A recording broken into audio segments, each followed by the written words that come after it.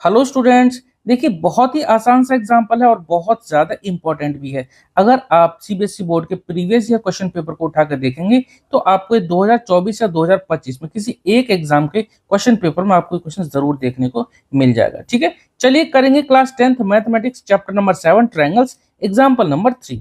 पढ़ते हैं question. In figure 6.16 यहाँ पर फिगर दे रखा है P S upon S Q equal to P T upon T R. देखो, PS upon SQ equal to PT upon TR and angle PST equal to angle PRQ। Angle PST देखो, PST ये जो angle है ये given है angle PRQ के। PRQ यानी यहां पर ये एंगल और ये एंगल दोनों इक्वल दे रखे हैं। Prove that P Q are is an isosceles triangle. यहाँ पर ट्रायंगल पी क्यू आर ये हमें एक आइसोसेलेस ट्रायंगल प्रूव करना है। ठीक है, आइसोसेलेस प्रूव करने के या तो आप डायरेक्ट ये P Q equal to P R prove कर दो या फिर आप ये angle Q equal to angle R prove कर दो। उसके बाद आप साइड को आसानी से इक्वल प्रूव कर सकते हैं। चलिए, पहले तो जो गिवन है ना, इससे हम एक चीज निकालते हैं, यहाँ से एक रिजल्ट निकालते हैं। यहाँ पर देखो P S upon S Q equal to given है क्या, P T upon T R. ये हमें क्वेश्चन में गिवन है।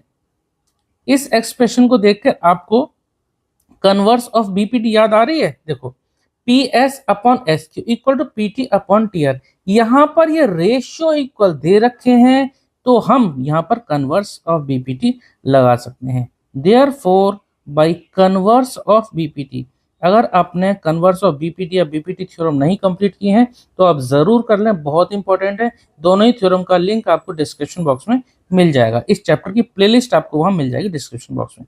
तो बाई कन्वर्स ऑफ बीपीटी हमें क्या मिल जाएगा, कन्वर्स अगर इसमें लगा देते हैं तो यहां से एस टी पैरेलल मिल जाएगी हमें क्यू आर की। एस टी पैरेलल मिल जाएगी हमें क्यू आर के। हमें ध्यान रखना है, प्रूव क्या करना है, या तो angle Q equal to angle R आ जाए, उसके बाद हम PQ equal to PR prove कर सकते हैं, या फिर अगर आप direct PQ equal to PR prove कर सकें तो और अच्छी बात है, क्योंकि हमें क्या प्रूव करना है, ये आइसोसेलेस ट्रायंगल प्रूव करना है। आइसोसेलेस ट्रायंगल जिसकी दो साइड इक्वल हो या दो एंगल इक्वल हो, बेस एंगल, तब हमारा वो आइसोसेलेस ट्रायंगल कहलाया जाएगा। ठीक है, तो यहाँ पे इस जो हमें जो एक्सप्रेशन दे रखा था, गिवन था, उसी के अकॉर्डिंग हम कह सकते हैं कन्वर्स ऑफ बीपीटी लगा कि एस टी पैरेलल है क्यू आर के।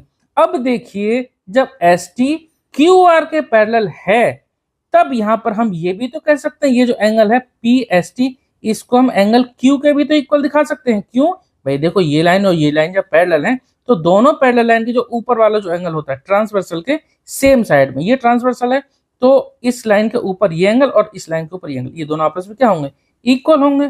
ठीक है, तो हम यहाँ लिख सकते हैं it implies that angle P S T equal to होगा angle P Q are.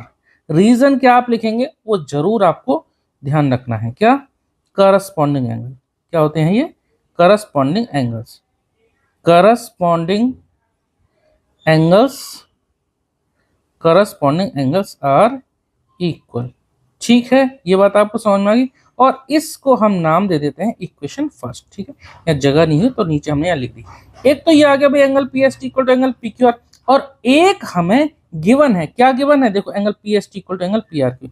Angle P S T equal to angle P R Q, ये भी हम यहाँ लिख देते हैं। Also angle P S T equal to angle P R P है, P R Q. अब ये तो गिवन था, हमने इसको इक्वेशन नाम दे दी सेकंड और यहाँ रीजन लिख देते हैं गिवन। अब जरा इन दोनों इक्वेशन को देखें तो लेफ्ट हैंड साइड दोनों का इक्वल है, पीएसटी पीएसटी, तो ये आरएचएस हमारा इक्वल हो जाएगा। ठीक है, तो हम यहाँ लिख देते हैं from therefore, from first and second, first और सेकंड इक्वेशन से हम क्या कंक्लूड कर सकते हैं कि ये दोनों एंगल इक्वल, और ये एंगल कहाँ पर है, एंगल पी क्यू आर ये एंगल, और दूसरा angle P R Q, P R Q ये वाला एंगल, ये दोनों आपस में इक्वल हो गए। ठीक है, ये पी आर क्यू है। ठीक है, इसको थोड़ा समझना, गड़बड़ हो गया लिखने में। एंगल पी आर क्यू ये है। तो फ्रॉम फर्स्ट एंड सेकंड हमसे हमें क्या मिल गया, हमको क्या मिल गया इन दोनों इक्वेशन से, angle P Q R equal to मिल गया एंगल पी आर क्यू। ये दोनों एंगल आपस में इक्वल हो गए, मतलब कि ये दोनों एंगल जब हमारे इक्वल हो गए तब आप ये कह सकते हैं कि ये साइड इक्वल होंगे आपस में, क्यों होंगे? देखिए, क्लास 9th में आपने एक थ्योरम पढ़ी थी, ठीक है? अगर किसी ट्रायंगल के ये बेस एंगल इक्वल होते हैं तो इनकी अपोजिट साइड ये भी क्या होती हैं आपस में? इक्वल होती हैं, ठीक है? जब angle P Q R equal to angle P R Q हो गए तो हम यहाँ कह सकते हैं देयरफॉर साइड यानी पी क्यू इक्वल टू हो गए पी आर के बराबर। रीजन आप यहाँ पर जरूर मेंशन कर दें, क्या? Side opposite to equal angles are equal. Side opposite to equal angles, side opposite to equal angles are equal. जो एंगल इक्वल होते हैं उनकी अपोजिट साइड भी इक्वल होती हैं। एंगल क्यू का opposite side P R, angle R का opposite side P Q, ये क्या हो गए? इक्वल हो गए। यही तो हमें प्रूव करना था। हम कह सकते हैं it implies that triangle P Q are, ये तो हमें प्रूव करना था कि पी क्यू आर क्या एक आइसोसेलेस ट्रायंगल है। It implies that triangle P Q are is an isosceles triangle. Question बहुत आसान था, लेकिन मैं फिर आपको बोल रहा हूँ एनसीईआरटी बुक में आपके जितने भी क्वेश्चंस हैं, जितने एग्जाम्पल हैं, वो सभी इंपॉर्टेंट है, क्योंकि कभी ना कभी कहीं ना कहीं आपको जो प्रीवियस ईयर के क्वेश्चन पेपर हैं उसमें आपको ये क्वेश्चन देखने को जरूर मिल जाते हैं, जैसे कि मैंने आपको इस एग्जाम्पल के बारे में भी बताया। और क्लास 10th के अगर आपको मैथमेटिक्स के किसी दूसरे चैप्टर के कोई कॉन्सेप्ट समझने हो, कोई एक्सरसाइज का कोई क्वेश्चन देखना हो, तो सभी की प्लेलिस्ट हमने बना रखी है। सभी चैप्टर की प्लेलिस्ट आपको प्लेलिस्ट वाले सेक्शन में मिल जाएगी, ठीक है? और इस चैप्टर की प्लेलिस्ट आपको डिस्क्रिप्शन बॉक्स में मिल जाएगी, ठीक है? तो यही प्रूव करना था। क्वेश्चन हमारा कंप्लीट हो गया। उम्मीद करता हूँ आपको क्वेश्चन समझ में आया होगा। चलिए मिलते हैं नेक्स्ट वीडियो में। Okay, thank you.